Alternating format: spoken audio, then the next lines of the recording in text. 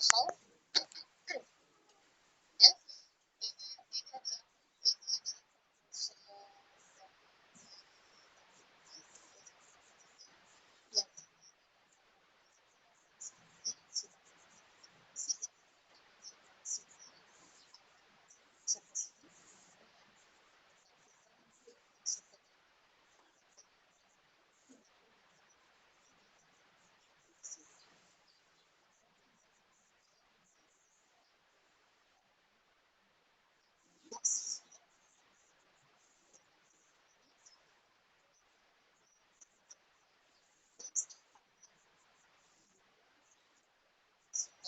sintesis atau terjadinya berubah ya, antar akan berubah menjadi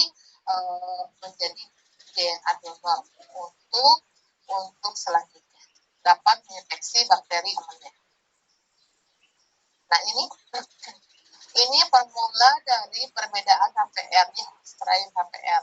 Jadi ini ada ini bakteri kromosom. Nah, si bakteri kromosom sini ada 4 titik. 4 titik ini ada HPR3, HPR1, HPR4, HPR2, di mana di sini yang homolog dengan bakteri, dengan beberapa gen pada bakteri, pada plasmid. Maaf ya. Ini adalah kromosom bakteri. Di sini ada 4 titik. 4 titik ini yang homolog dengan daerah pada plasmid. Nah, itu adalah tentang konjugasi ya. Yang kedua adalah sistem transformasi. Pada sistem transformasi itu ada proses DNA bebas yang sel bergabung dengan sel resipien dan mengakibatkan pertukaran bahan genetika. Contoh pada bakteri Klebsiella, Salmonella, dan Archaea.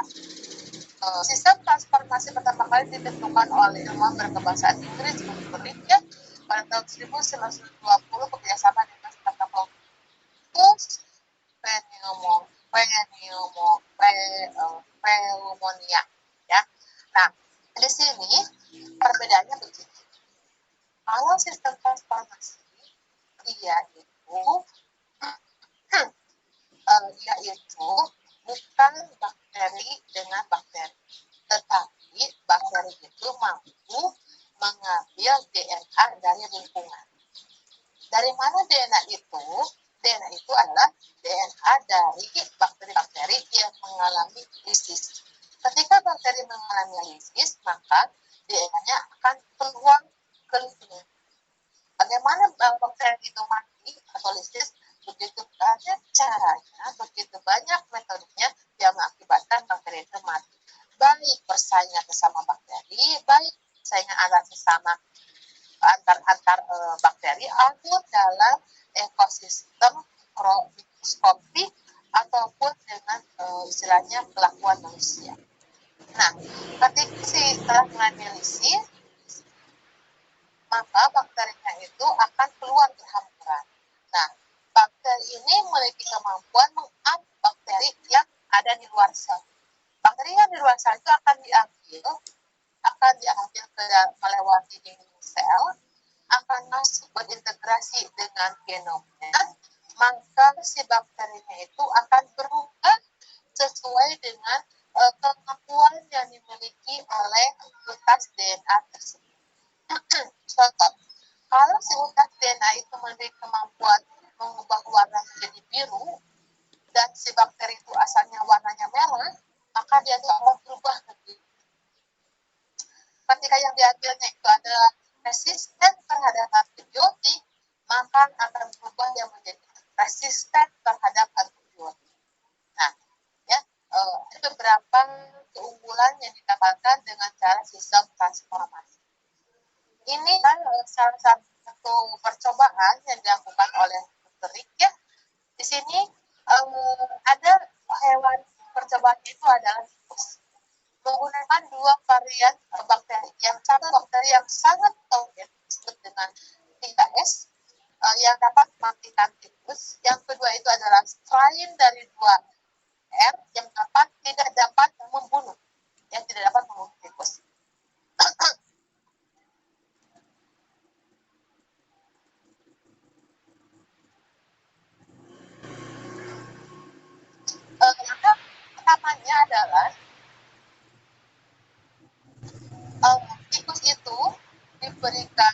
disuntikan di dalamnya adalah makhluk bakteri yang sangat patogen 3S, tetapi bakteri itu dimatikan dulu dengan cara dididihkan.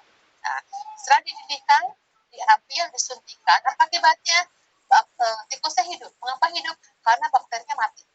Yang kedua, diambil bakteri yang dia patogen 2R, disuntikan ke dalam tikus, tikusnya tidak mati. Mengapa? Karena bukan bakteri patogen yang menyebabkan kematian. Dan yang ketiga adalah disuntikan bakteri yang sangat patogen 3S ke tikus, dan tikusnya mati. Mati? Ya, matinya. Dan yang terakhir adalah dia mencampurkan kedua jenis strain ini, 3S yang sangat patogen itu dididihkan, dicampurkan dengan bakteri 2R yang masih hidup, kemudian disuntikan, akibatnya mati. Loh, kenapa mati? Kan si yang patogennya juga udah dimatikan.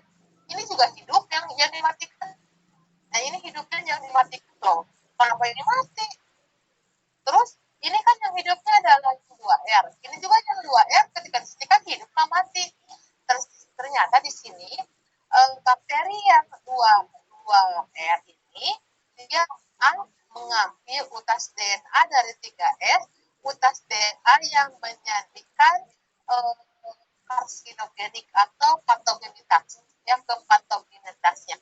Akibatnya, bakteri yang 2R ini berubah menjadi bakteri 3R yang memiliki kepatogenan yang seganas yang 3S. Akibatnya ini akan mati. Ini adalah proses dari transformasi yang terjadi pada dilakukan percobaan oleh Frederick gitu ya, pada tahun 1928. Ini juga sama, ini dilakukan percobaan ulang, sudah menggunakan serumnya itu ada serum dari yang tadi, tetap untuk mikrobnya yang tadi, tapi ditambahkan dengan protease, ini protease, lalu ada RNase dan ada DNase, ya. Nah, maka hasilnya sama ya, terhadap pembuktian terhadap mati genetik itu dapat diambil oleh bakteri yang hidup ya, dari materi genetik yang sudah mati bakterinya. Nah, percobaan ini pada tahun 1944, berarti sekitar 20 tahun kemudian itu dicobakan lagi bahwa betul teori dari Frederick itu. Nah, ini ada bakterinya mati, ketika lisis diambil oleh bakteri yang B. Ketika diambil oleh bakteri yang B, di sini bergabung lalu diekspresikan. Ketika diekspresikannya tergantung dari dia membawa apa. Nah, di sini masalahnya ya. Nah, kemudian ini sama pengertiannya, ini pun sama ya. Ini sama. Nah, ini. Di sini kita memperlihatkan bahwa luap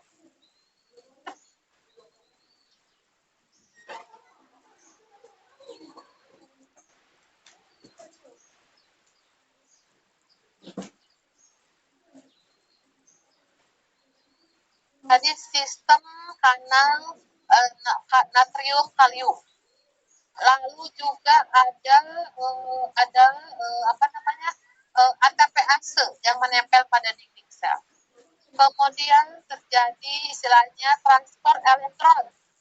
Kalau pada prokaryotik kan pada dinding sel nanti dari mitokondria ya, menempel berbagai akseptor elektron, berbagai penerima elektron, dan juga di pada dinding ini pun ada tentang struktur yang khusus menangkap untuk proses transformasi mengambil utas DNA dari luar ke dalam ya. Nah, ini berbeda antara bakteri gram negatif dengan bakteri gram positif dan gram negatif.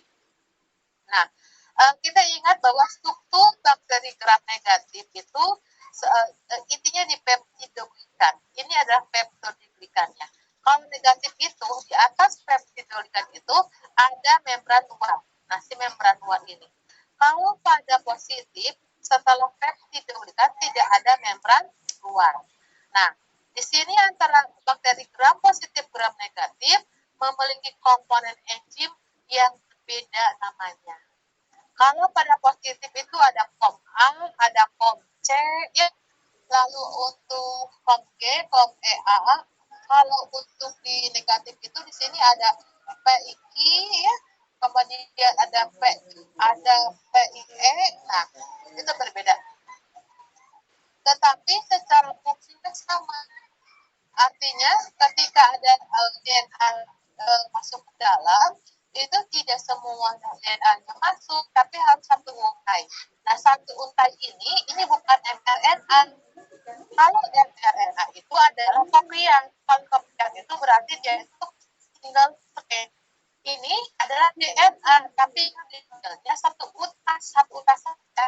Karena DNA itu dua utas, dua heli, di sini dengan menggunakan enzim nuklease itu dikatakan yang satu ininya yang diambil cuma satu utas, namanya ssDNA, single strand DNA, ya.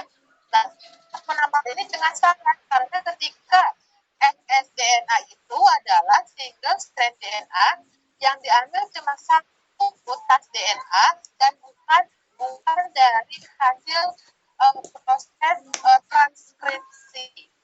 Kalau mRNA itu hasil proses transkripsi yang dia melakukan pengkopian. Ini bukan kopi, tapi ini adalah aslinya, ya. Nah, ini bagaimana caranya dinding sel itu. Jadi si dinding sel itu luar biasa, ya. Ada juga sini komponen enzimnya untuk bagaimana melakukan sistem transformasi. Nah, sini kita lihat ini ada A, ini ada B.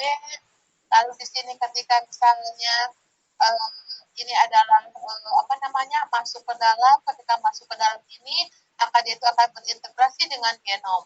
Nah, genomnya.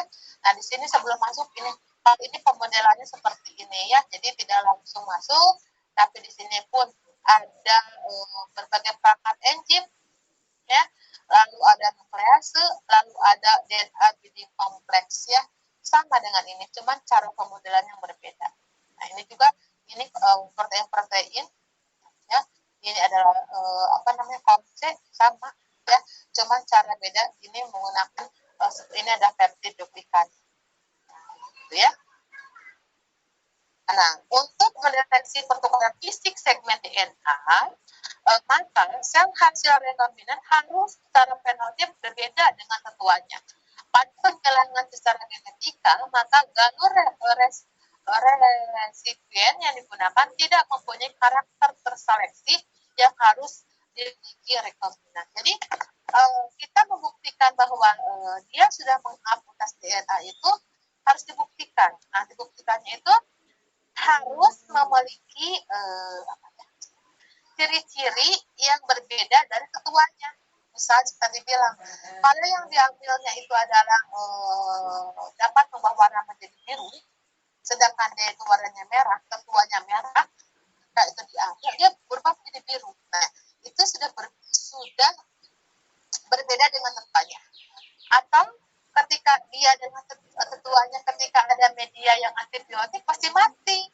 Tetapi ketika dia sudah mengambil utas DNA, si utas DNA itu sudah memiliki resistensi antibiotik, dia nggak mati. Ketika ada media antibiotik, ketuanya semuanya mati, dia nggak mati. Nah, berarti sudah terjadi namanya rekombinan, ya. Atau ketuanya tidak patogen itu tidak menghasilkan penyakit, tapi saya kok bisa menghasilkan patogen, bisa membunuh, gitu ya. Berarti sudah berbeda dengan ketuanya, seperti pada percobaan. Nah, ini ya, kalau ini percobaan lab biasanya menggunakan tritopan, ya. Medianya ada yang dikasih tritopan, ada yang enggak, gitu ya. Bakterinya itu jadi bakteri yang membutuhkan tritopan, kan ditambahin, ya. Ada yang tambah, ada yang tidak, ya. Nah, terlihat di sini mah tidak hidup, di sini mah hidup, gitu ya. Nah, apa intinya dari sistem transformasi? Pertama, intinya pengikatan DS. Nah, harus bilang DS atau SS. Mengapa? Karena kalau DNA itu kan double, ya. Double. Kalau ini tidak, ini artinya satu utas saja ya. Terjadi pengikatan KTS atau pengikatan SS oleh protein membran pengikat DNA. Masuknya satu utas ke dalam sel setelah utas lain mengalami deklarasi oleh enzim nuklease, utas dua di dalamnya diikat protein spesifik dan rekombinasi kromosom homolog diperangkai oleh protein REC-A. Lalu sel menjadi sel transformasi. Ya, ini pemodelannya seperti ini. Nah, ini ada enzim penyerta yang akan membawa mengiring si DNA itu akan masuk ke dalam DNA genom.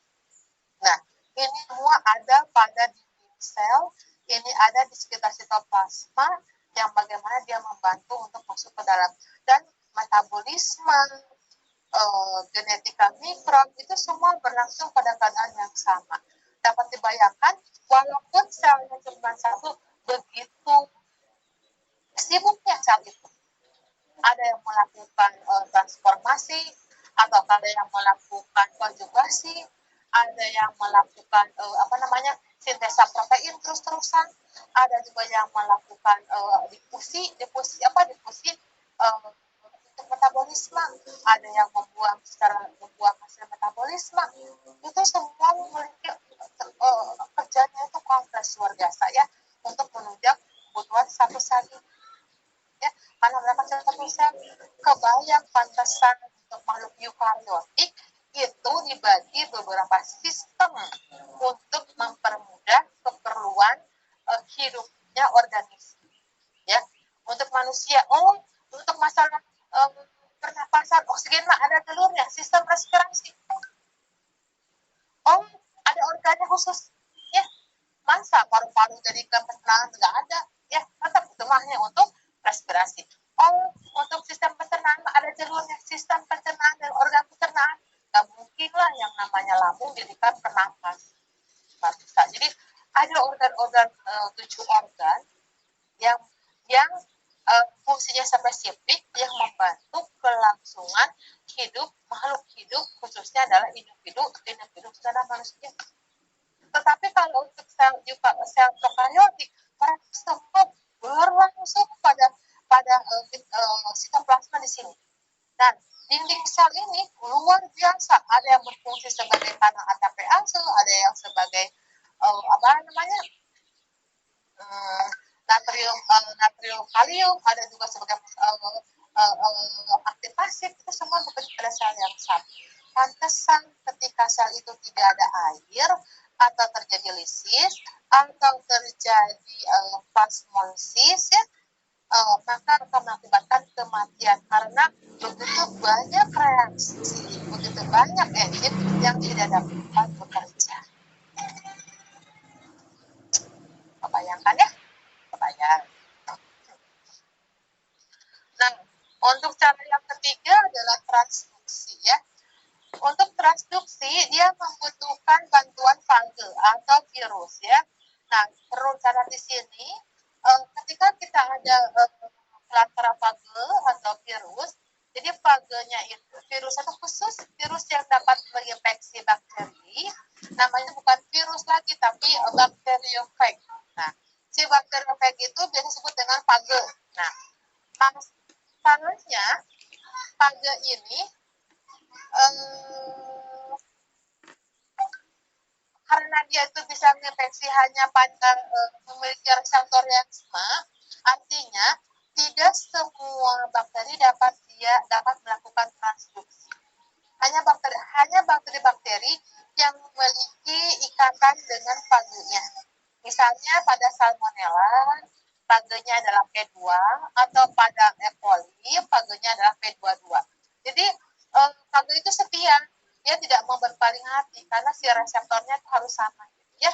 Jadi ini dibantu oleh fage, sedangkan fage sendiri sangat terbatas, ya. Tidak semua bakteri memiliki dapat diinfeksi oleh fage. Nah, untuk Salmonella juga di sini kan banyak macamnya ya. Biasanya Salmonella pun khusus, ya. Salmonella ini untuk fage ini, Salmonella ini untuk fage ini. Nah, si fagenya juga yang menginfeksi biasanya ada fage lambda dan fage T4, ya. Jadi sangat spesifik gitu ya. Nah, pada transduksi itu DNA ditransfer dari satu sel ke sel lain dengan bantuan fage. Jadi secara tidak langsung, ketika fage menginfeksi bakteri tanpa dia sadari, dia itu membawa DNA genom dari bakteri, lalu fage itu akan menginfeksi lagi bakteri yang lain. Nah, ketika menginfeksi bakteri yang lain, dia sudah membawa bakteri genom dari bakteri yang pertama. Ketika dia masuk ke bakteri yang kedua, maka akan tercampur dengan bakteri dengan genom bakteri yang kedua. Ya, maka terjadilah namanya rekombinasi atau perubahan pada materi genetik. Ya, nah untuk transfer dapat langsung dengan dua cara. Pertama adalah transduksi umum. Untuk transduksi umum, DNA inang berasal dari bagian mana saja dari genom yang akan menjadi bagian DNA virion yang matang dan membentuk genom virus. Sedangkan untuk yang kedua, ini transduksi khusus hanya berlangsung pada beberapa virus tertera DNA dari bagian spesifik kromosom berintegrasi ke dalam genom virus untuk menggantikan beberapa gen virus. Nah, jadi ini disebut dengan transduksi umum. Pertama, bila gen donor yang tidak melakukan rekombinasi homolog dengan kromosom bakteri resipien akan hilang. Artinya apa? Harus yang homolog. Homolog apa? Gen donor dengan gen bakterinya harus dalam keadaan homolog atau sama. Yang kedua, setiap gen dari kromosom donor dapat ditransfer ke sel resipien. Nah, ya. Transduksi pertama kali dijumpai pada secara ekstensif pada salmonella, jenisnya adalah Enterica dengan fage P22, sedangkan E. coli pada fage P1. Ya. Tadi saya ketukan, mohon maaf. Apabila sel bakteri diinfeksi oleh fage, maka siklus lisis ya akan dapat dimulai. Selama infeksi lisis, enzim yang berperan dalam pengemasan DNA virus ke dalam fage seringkali juga mengemas DNA inang secara kebetulan. Maka virion yang dihasilkan berubah menjadi partikel transduksi.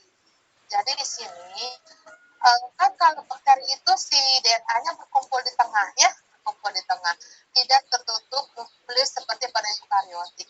Ketika dia itu menginfeksi bakteri, kemudian ketika dia itu mengemas DNA, nah, kan yang harus dikemasnya sebenarnya DNA virus ya, tetapi tanpa disengaja dia malah mengemas DNA inang. Ya, setelah dikemas, setelah lengkap, maka dia itu akan berubah menjadi siklus lisis, akan pecah. Nah, ketika pecah, si fage itu ada yang mutasi, dalamnya itu ada DNA dari bakteri, ada juga emang DNA dari si virus itu sendiri ya.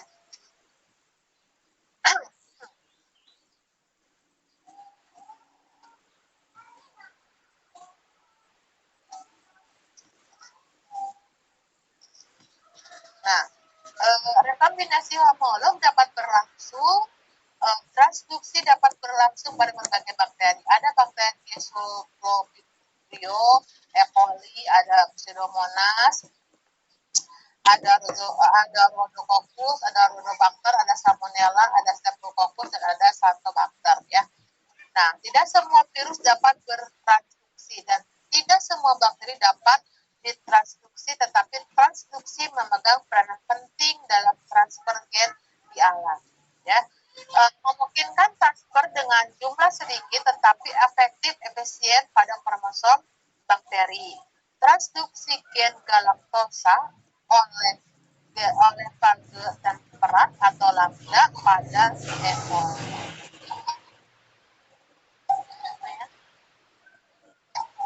Ini adalah Bacteropen T4 dan ini adalah Bacterolambda ya. Nah, ini adalah proses litik ketika pengemasan di sini. Seharusnya kan yang dikemas itu adalah hanya DNA yang berwarna merah saja. Ini adalah DNA dari fage, tetapi DNA dari bakteri itu itu adalah warnanya hijau, tetapi dalam pengemasan tanpa sengaja dia juga mengemas bakteri inang. Di sini ya, dan yang normal seperti ini. Ketika seperti ini, yang dia itu yang yang membawa dari bakteri yang pertama itu dia menginfeksi jadi ini bakteri yang kedua. Ketika bakteri yang kedua itu berarti yang dia bawa di sini itu tidak hanya bakteri virus, tetapi tidak hanya virus, tapi juga genom dari bakteria. Dia bergabung di sini, bergabung, dia harus homolog ya. Nah, ketika bergabung di sini berarti di sini itu tidak hanya gen dari bakteri kedua, tapi juga sudah ada sisipan dari gen dari bakteri ke satu. Ya, untuk transduksi khusus pada induksi jarang ya, ini jarang dilakukan ya. Partikel transduksi gen galaktosa pada E. coli mengandung propag lambda. Daerah tempat lambda berintegrasi dengan kromosom E. coli berkaitan dengan kelompoknya menyandikan enzim yang berperan dalam pembentukan galaktosa. Artinya apa? Si lambda ini tidak bisa, kemudian dia tidak bisa untuk melakukan tidak memiliki gen galaktosa. Karena lambda ini kan si bakteri itu, si virus itu dia hanya memiliki utas DNA saja. Si utas DNA pun dia hanya utas DNA yang untuk membajak bakteri. Dia nggak punya enzim atau apa-apa. Nah, tapi di sini dia ada gen galaktosa. Si gen galaktosa ini adalah gen yang ada pada bakteri ke-1 yang menempel pada si gen virus. Nah, di sini lalu si bakteri yang kedua itu dia tidak memiliki gen galaktosa ya. Nah, jadi bisa dia melakukan pengobatan galaktosa. Mengapa? Karena sudah diberikan tanpa disadari oleh siapa? Oleh spage. Jadi gen galaktosa itu milik bakteri yang pertama, ternyata itu adalah masuk ke dalam kromosom genom pada virus. Kemudian virus itu infeksi bakteri kedua. Pada bakteri kedua itu si bakteri tidak memiliki kemampuan mengsintesis galaktosa, lalu dia menginfeksi, lalu tidak bergabung, bakteri yang kedua dapat melakukan istilahnya itu dapat melakukan gen galaktosa, artinya mengubah galaktosa menjadi dapat melakukan metabolisme dengan jalur galaktosa. Ya, karena galaktosa sudah monosakarida, tapi ada jalurnya. Ini adalah diumpamakan seperti ini ya. Jadi ada dia tuh yang warna-warnanya ya. Warna ini itu akan lebih memudahkan kita lihat di sini yang normal, di sini yang enggak, yang ya. Ya. Nah, untuk pada bakteri sebetulnya hanya 3 baris ya. Jadi pertama itu ada konjugasi yang dibantu oleh plasmid M. Konjugasi ada 2, ada konjugasi biasa dari M plus sebagai donor akan mendonorkan plasmid M ke bakteri yang kedua disebut dengan resipient yang akan menerima plasmid M. Nah, setelah terjadi pentransferan itu dibantu oleh plasmid M karena plasmid M itu memiliki serangkaian gen yang dapat membuat virus dan lain sebagainya untuk mentransfer plasmidnya. Nah, setelah ditransfer plasmid dari bakteri ke-1 kedua, bakteri kedua asalnya tidak memiliki kemampuan untuk mendonorkan karena tidak memiliki peranan enzim yang dimiliki oleh plasmid M. Ketika sudah diberikan, maka dia berubah status dari resipient menjadi donor dan dia dapat melakukan hal yang sama ke bakteri yang lainnya. Yang kedua itu ada jenisnya ada HVR, bagaimana dari plasmid itu melalui IS3 karena IS3 itu homolog dengan IS3 yang ada pada genom inang, akibatnya akan diterima karena sama dan akan bergabung dengan genom inang. Nah, yang kedua itu adalah transformasi. Sistem transformasi itu kemampuan bakteri mengambil DNA dan kitas lingkungannya dibawa ke genomnya. Ketika dibawa ke genomnya, maka dia harus melewati seperangkat enzim yang ada pada dinding selnya. Setelah dia melewati dinding perangkat pada dinding selnya, lalu ada enzim pengikat, lalu akan masuk ke dalam diintegrasikan ke genomnya, maka dia akan memiliki kemampuan sesuai yang ada pada genom yang gen atau DS atau ssDNA yang diambilnya. Yang ketiga ada transduksi. Transduksi itu membutuhkan bantuan lambda ya. Fage itu ada dua, biasanya ada fage lambda dan fage T4. Nah, untuk transduksi itu lebih efisien ya, karena biasanya yang menempel pada lambda itu adalah gen yang esensial ya. Tanpa secara tidak sengaja memberikan gen esensial ke bakteri yang kedua, sehingga bakteri yang kedua itu mampu untuk masuk dalam pos ya, salah satu contohnya. Nah, ini transposon itu adalah saya hanya menambahkan ujian, hanya menambah ilmu pengetahuan. Di sini ada genom chart namanya transposon ya. Nah, kalau ini, nah baca sendiri ya. Kalau di sini contohnya ini Barbara ya, ini dapat dia itu mengamati jagung. Jagung itu ternyata ada yang warna-warni, dan si warna-warni ini akibat dari genomnya transposon. Oleh karena ini diambil gennya, dia diisolasi gen dan bisa diaplikasikan ke mana saja, tetapi temuan itu adalah rekayasa genetik ya. Mengapa? Karena membuka bantuan agen plasmid untuk disisipkan terhadap tanaman yang lainnya. Sudah banyak jenis ini, ada jagung, lalu ada selada, macam-macam, semua warnanya adalah hitam ya. Atau mungkin juga ada varian jagung hitam, tetapi sangat langka ya untuk varian jagung hitam ya. Tetapi ketika diutak-atik ada juga hasil rekayasa dari transposon dan rekayasa genetik memberikan makanan-makanan bahan-makanan berubah menjadi hitam, dan ada apa saya lupa ya, selain warna hitam. Nah, ini caranya. Ini ada dua ya, tetap diantara ya. Nah, ini seperti ini. Nah ya, bagaimana penyisipannya? Ini ada transposisi konservatif ya, transposisi ada replikatif. Nah, ini caranya ya. Di sini ada transport TN5 yang membawa resistensi terhadap neomycin dan kanamisin. Lalu ada transport TN10 yang membawa resistensi terhadap tetrasilin. Jadi ketika misalnya pada tanaman jagung tempat transposon, pernah berpikir apakah itu terjadi pada tingkatan bakteria? Nah, setelah itu ketika diamati pada tingkatan bakteria, maka ada beberapa ini yang dapat dihasilkan, yaitu ada TR5 yaitu neomycin dan kanamisin, dan TN10 yaitu tetrasilin. Tetapi ini bukan termasuk ke dalam rekombinasi gen pada bakteria ya.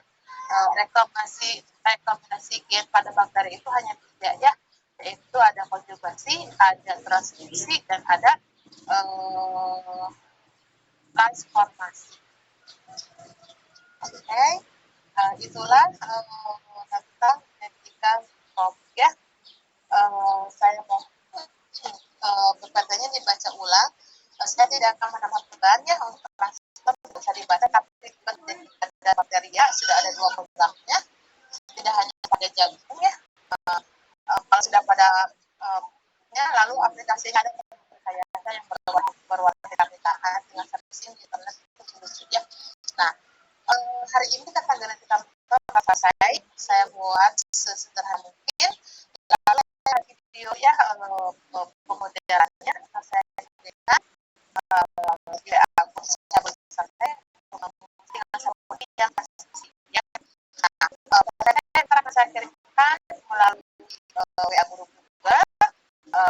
Kemudian kita masakan pertama sebetulnya yang pertama saya kirim satu kali lagi ke depan terakhir, lalu persiapkan untuk ujian PS pada yang kedua.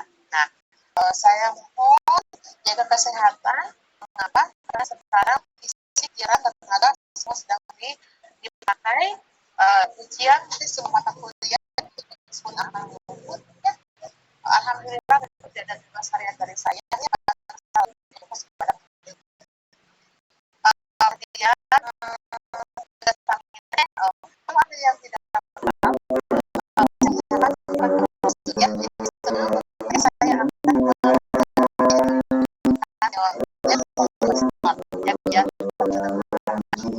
Oke, tentunya kurang 15 menit lagi saya akan menjawab karena saya yakin Anda semua sekali sudah mulai mengerti. Nah, begitu ya hari ini kita semangat ya. Bagaimana saya mau belajar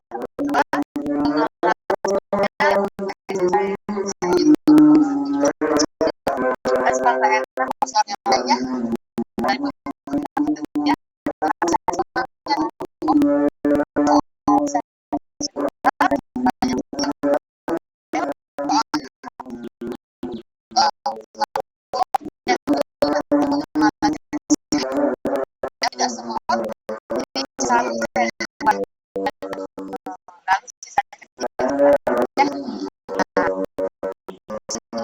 nilainya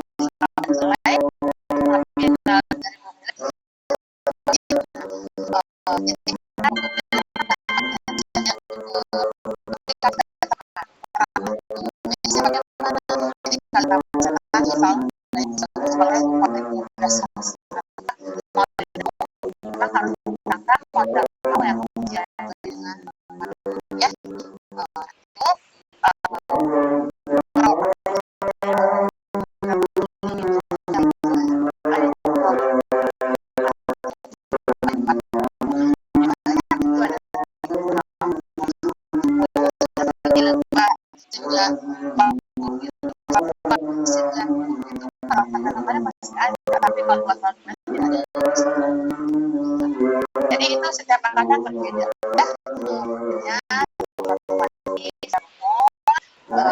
kemudian jangan aman ya karena daerah sudah mendapatkan sudah bisa dimanipulasi tetapi hasil akhir biasanya tetap saya akan merubah jadi saya misalnya poinnya itu nambah selalu 5 poin dari nilai nanti saja ya dari mana saya waktu itu gitu ya saya ditambahkannya nilai UTS mengapa? Karena UTS kan dia pakai jadi ada nilai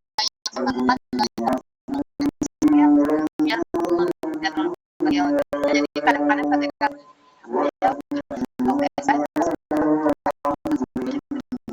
nah ya berubah ya nah, misalnya anak pilih tidak masalah serius tidak ada artinya ketika saya share nilai saya suka bisa UTS-nya ini nilai sekalian ya walaupun tahu ketika ada nilai poin satu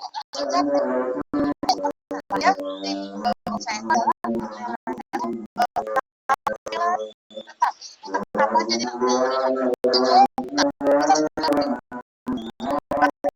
ya terkait lagi ya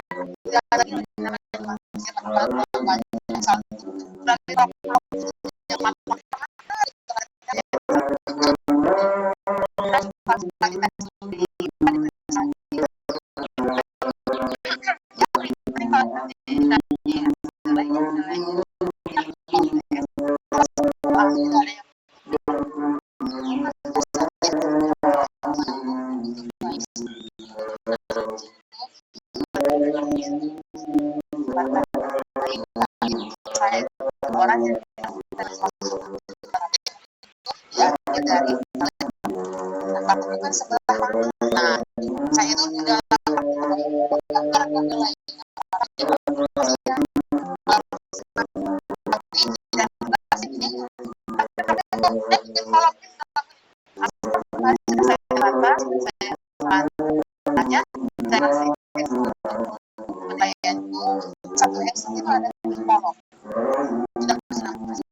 sudah ada musik jadi